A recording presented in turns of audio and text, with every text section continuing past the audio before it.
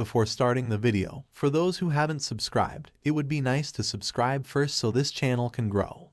We offer a 100% free guided course for the speaking part on our website. Don't forget to enroll and receive hundreds of free materials. The link is provided in the description.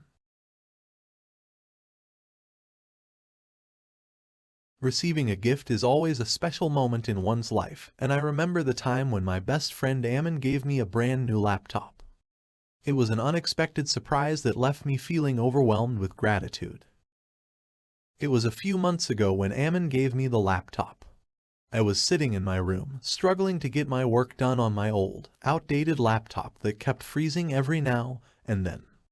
At that time, I had saved up some money to buy a new laptop for myself, but I had to spend it on my mother's surgery, as I consider her the most precious thing in my life. One day, Ammon showed up at my doorstep with a brand new laptop as a gift for me. It was the most thoughtful and generous thing anyone has ever done for me. I felt an immense sense of joy and gratitude, and I couldn't hold back my tears. It was a godsend for me, as I had just started a new job that required me to analyze data and meet people online. The gift not only fulfilled my professional needs but also showed me the depth of my friend's love and care.